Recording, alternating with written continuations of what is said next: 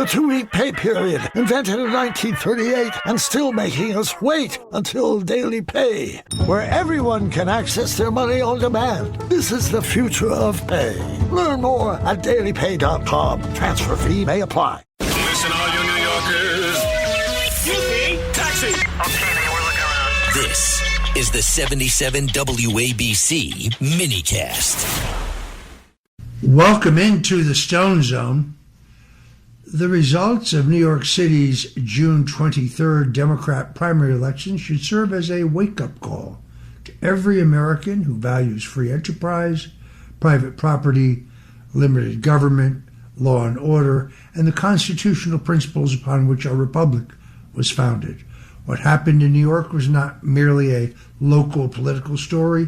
It was a glimpse into a larger ideological battle that is unfolding across the United States. The old Democrat Party of John F. Kennedy and Harry Truman, the Democrat Party that believed in free enterprise, capitalism, a strong national defense, patriotism, that party no longer exists. The candidates who emerged victorious represented a movement that seeks to fundamentally transform the relationship between the citizen and the state, between private property and government power, and between individual liberty and collective control. The biggest story of the night, of course, was the stunning success of candidates backed by New York City's socialist mayor, Zohran Mamdani, and the Democrat Socialists of America. In New York's 13th congressional district, Daria Liza Avila Chevalier defeated five-term Congresswoman Adriana S. Piat in what many observers described as the political upset of the evening. In New York's 7th Congressional District, Democrat Socialist Claire Valdez captured the nomination for an open congressional seat. In New York's 10th Congressional District, former New York City Comptroller Brad Lander, who had actually run for mayor against Mamdani and then sidled up to the socialists, aligning himself closely with them, actually defeated Dan Goldman. Dan Goldman, scion to the Levi Strauss fortune, one of the most liberal members of Congress. When Dan Goldman is in trouble from the left, well, Chuck Schumer should be shaking in his boots. Although Lander is not formally a member of the Democrat Socialists of America, all three of those candidates, embraced by the same political movement, campaigned as part of a coordinated effort to push New York's Democratic Party even further to the left. Victory celebrations reportedly featured chants of DSA, that's Democrat Socialists of America, as activists celebrated what they viewed as a major breakthrough for their movement. The most enjoyable part of the evening, of course, was when George Conway, formerly a member of the Conservative Federalist Society, then a full-blown never-Trumper, spent $6 million of his own money in the 12th Congressional District. That is the district of the retiring Jerry Nadler, probably the most liberal district in the United States, in order to come in fifth.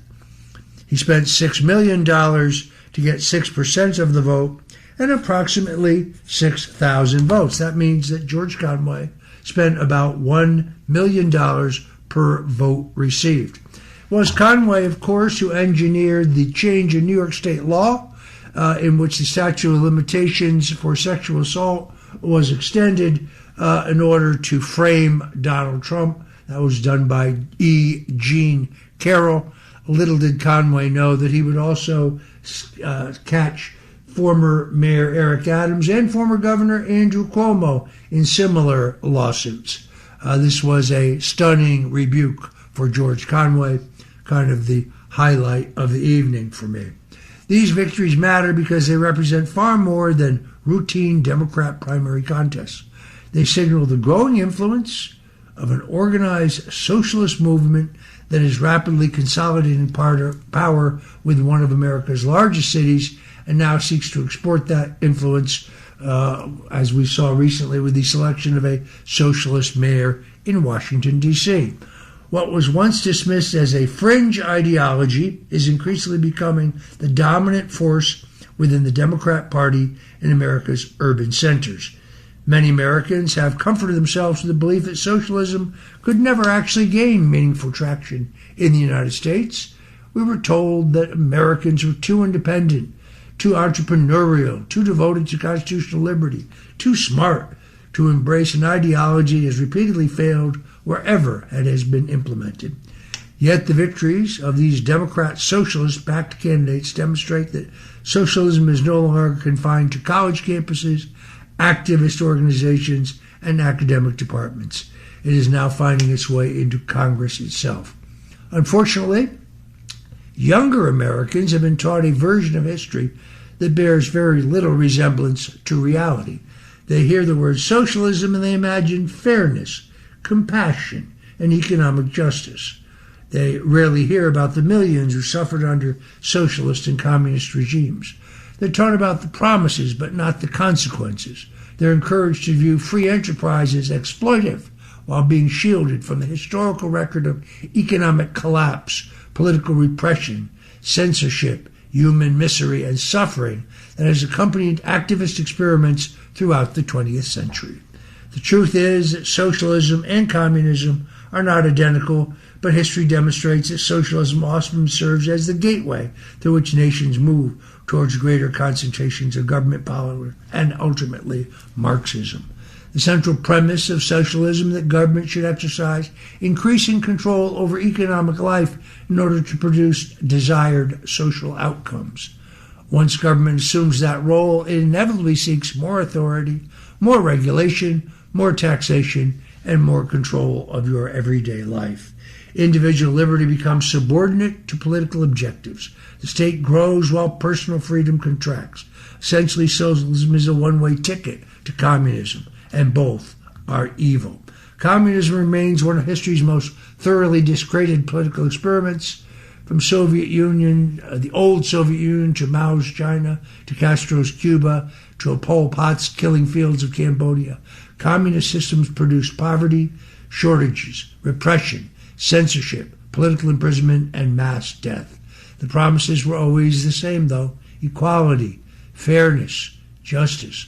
The outcomes were remarkably consistent: economic stagnation, bureaucratic control, corruption, and the concentration of power in the hands of a ruling elite.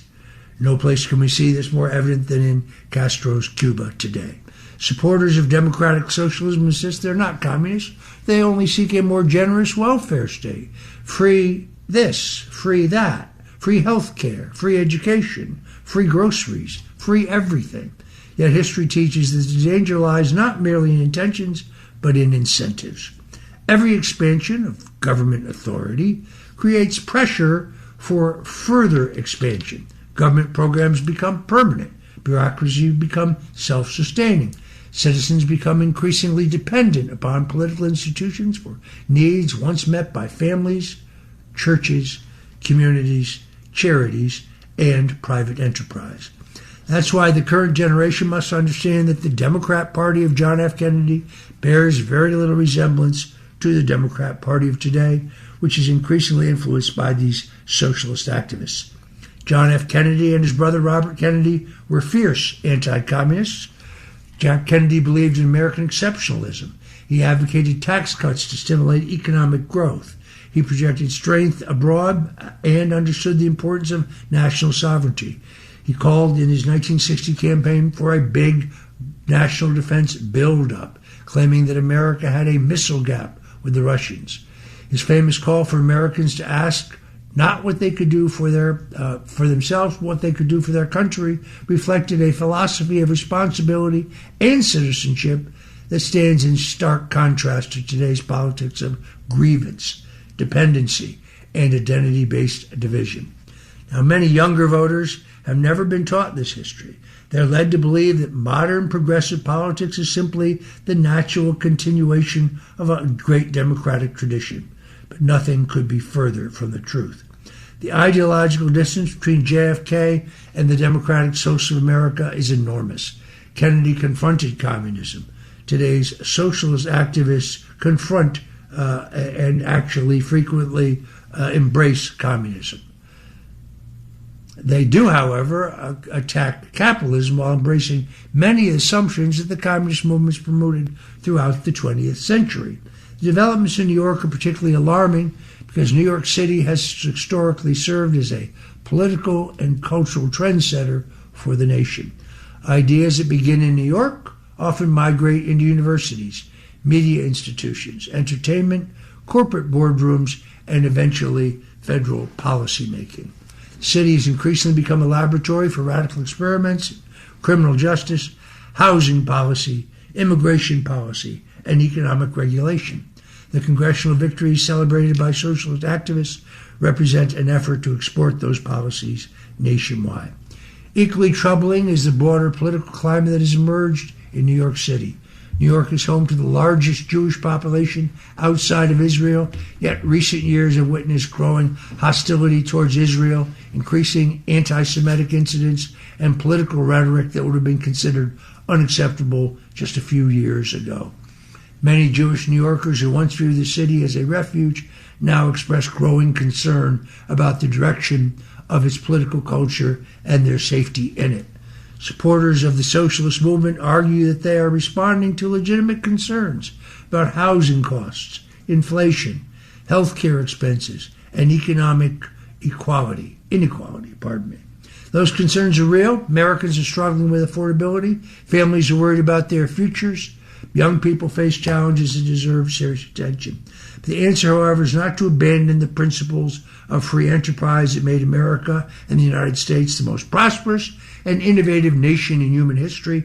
American strength has always rested upon free enterprise, private property, entrepreneurship, constitutional government, and individual liberty. These principles created the largest and most prosperous middle class the world has ever known. They generated unprecedented innovation, economic mobility, and opportunity. The danger facing the nation is not that socialism will arrive overnight. The danger is that it advances gradually, wrapped in the language of compassion and fairness, while steadily increasing the power of government over every aspect of American life. Freedom is rarely lost in a single dramatic moment. More often it erodes incrementally as citizens become accustomed to surrendering responsibility and authority to political institutions.